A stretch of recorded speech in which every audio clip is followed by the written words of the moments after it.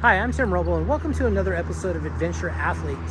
Today I'm going to do my first introduction to my new build as I wait on doing the taillights on my big LMTV project, Oscar Mike. So what I have here is a Humvee I've bought maybe 4 or 5 months ago.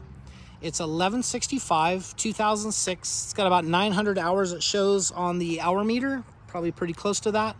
It's a 6.5 turbo with a 4-speed 480 LE in it. Been through the truck pretty much. Works as advertised. Got it with no doors, and it had windows in it, but regular windows. And Juan up there at the Humvee specialist, he had an armored setup for the front windows, and I believe that each front window weighs like 128 pounds or 1.5 inch thick polymer, and I believe they're rated at a 308 round. The doors, not so much. They're 1.5 inches also in the glass, and they're Kevlar doors with a AR500. Looks like about an 1/8 inch plate on it. Did I need armor? No. Is armor cool? Heck yeah, it is. So he had those priced as the same price as X doors. For me, it was a no-brainer. I brought the 2 front doors first, and I did the pickup bed sides for here, and I absolutely hated the way it looked. It took away from what I wanted in a Humvee. And you know, as soon as these things came out in like 2006, I was so like, oh my god, I got to get one. And they were just out of my price range my whole life. When I built this adventure truck, I built it on a premise to get out a little further and get away from things. So I did do an ARB air locker on that, and it's got a Curry-built Dana 60 in the rear. And I did a lot of things on that camper that made a lot of sense to me. One of the things I fell short on was the bed length is 7.5 foot, and I could not put a full sheet of plywood in that. And that's something that I actually desire to do. Is that a reason for starting a new build? No, I wanted to build a Humvee. I wanted to, I'm enjoying these build processes. I did 1.5 years on Oscar Mike, and I love the way it turned out. I'm looking forward to selling the Canyon and making this the new Adventure 1. So defining what this vehicle, what I'm doing, what I want to do with this. I want to do more backcountry, harder off-road trails. Not crazy hard. I'm not going to want to do jackhammer and sledgehammer and do crazy stuff like that. Maybe not even as far as like the Rubicon, because that's a tough one for this big platform. But a lot of the open country back in Utah and like Moab area where you can go back, it's kind of a harder thing. It's like some place I wouldn't want to take Oscar Mike, but I will be willing to take something like this. And I want to make it a light platform and as lightweight and practical as possible. You can see I have changed the color up on it. It is a Raptor liner. It's the GM white. Super happy with the process. This is one coat. You can tell back here it started to run out, and I have 8 more ready to go. When everything's done, then I will do a final prep in that and put the windows in. I got new awesome seats for it. I have a 4-point harness that's going in it out of a Can-Am that I absolutely love. I did 40-inch tires. I bought 6 of these, and these are on a Hutchinson beadlock. And lucky to find this. Lucky to be doing my own tires and wheels on the LMTV. And I bought new aluminum wheels that came off of a Cayman M-Wrap. We'll take you back here real quick. And so I mounted and balanced 8 of these. I did the balance beads, and the Hutchinson beadlock, the way it works is you have this outer ring with all these nuts and bolts.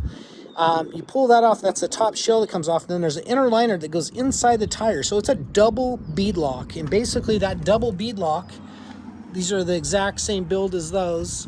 That inner beadlock holds the bead on, and with that, you could probably run 0 PSI and run on a flat for a little while until it pulled out.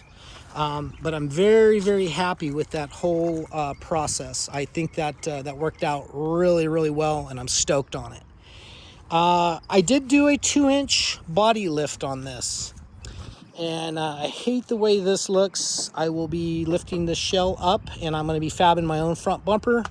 And I also have one of the, I guess they call those a stinger bumper that comes up and ties into the airlift mounts. I have new higher airlift mounts for this, and it comes around and protects the corners.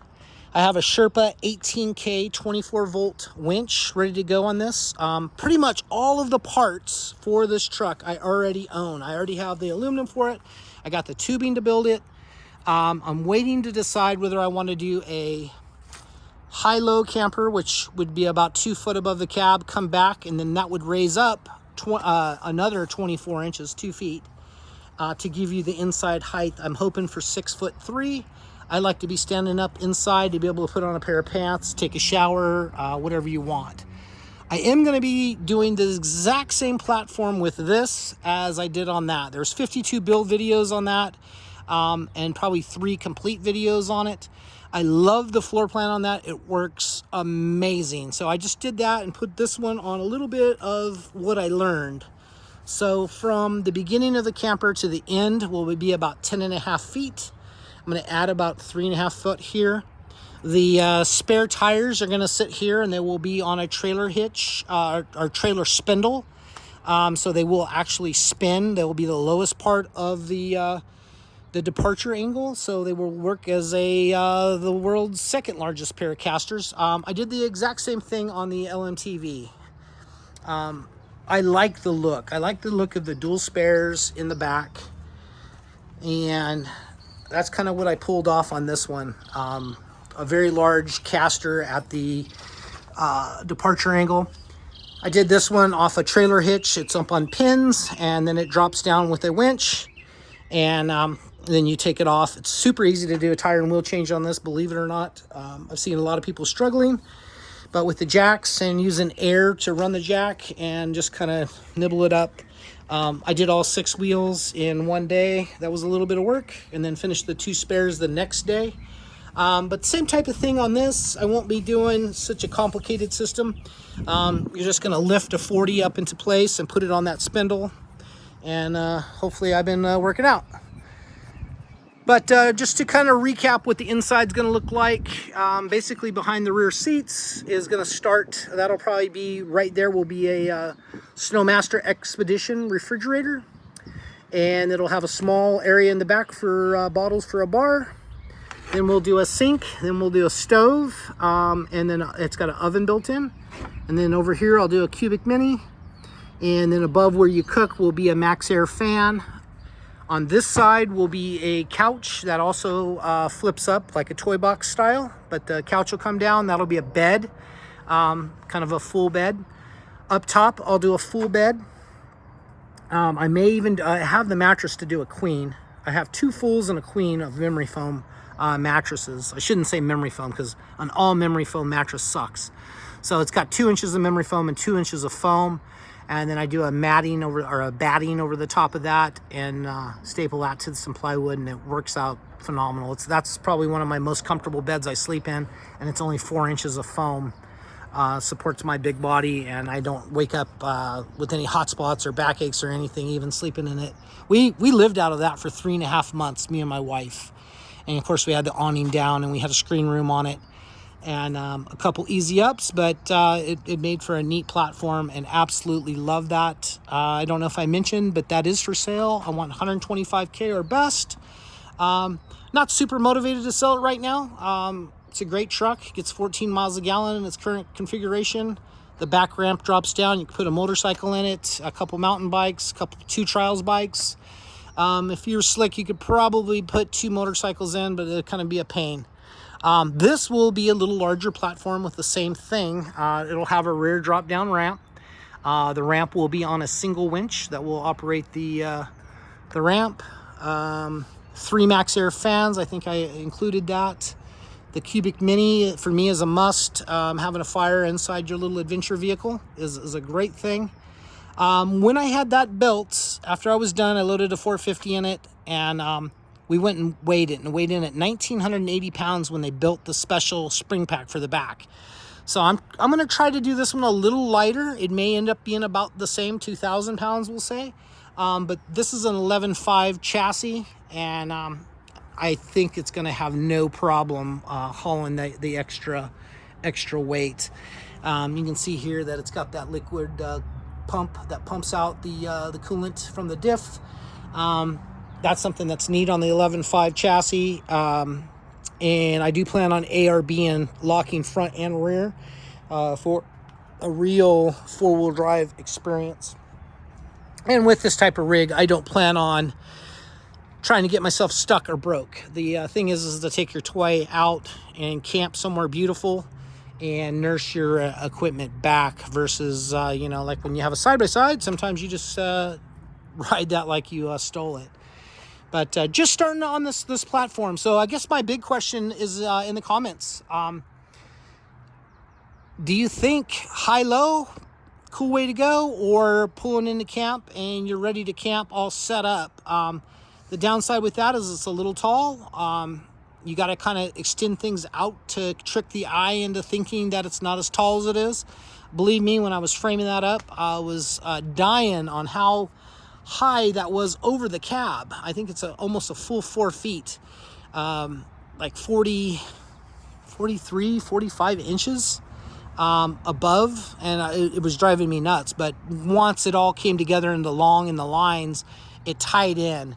And if I do that on this, I'll go about a foot over the door and then angle that in, so we have a better look to trick the eye into thinking it's not as tall as it is. Or we can just do the high-low.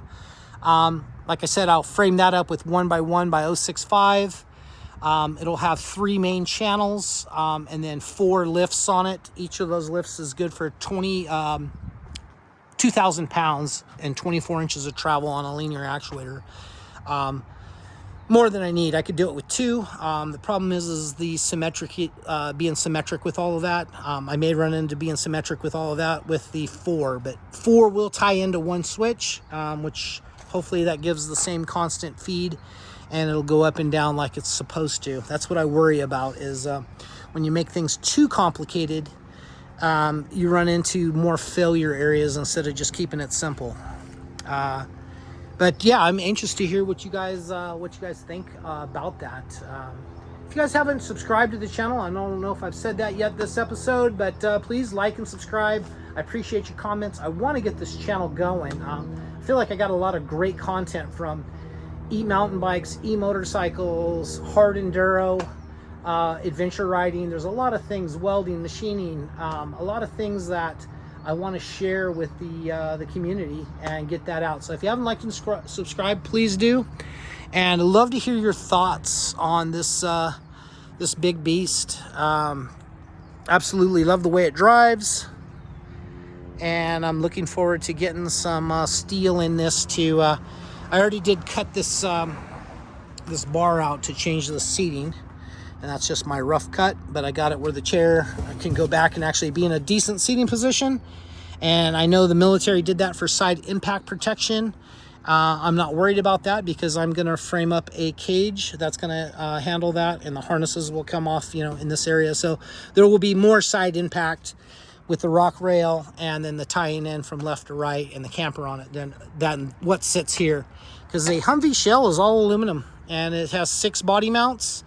And I'm gonna guess the body weighs a couple 100 pounds, without the doors on. It's not very heavy at all. Like I was lifting things in place and moving them around on the body lift. First thing tomorrow, I'll be taking measurements off the frame and making sure we're all square and getting all of the some of the old mounts back in and making that right before I get started with doing rock rails and everything. I did install this exhaust that was given to me. Weld job on it wasn't wonderful, but I wanted to see how it fit, and I may do a little bit of modifications on that because it does sit down a little bit lower than I would like. And that's what I do. I make and modify things, so I'll figure that out where it's going to be right. But for now, it's installed, so I know where it is. A lot of this stuff is just hanging out and around. I'm going to need some extension arms for the windshield wipers because the glass is 1.5 inches thick. I know they make a little extender for those. Hopefully I don't have to machine them, but capable of doing that. questions, comments, please hit me up down below. I'm going to call this day 1 of the Humvee build, and I'd love to hear your thoughts. That's going to be it for now. I'm Tim Roble. Thank you guys so much for watching. I appreciate each and every one of you guys, and I'll catch you here next time.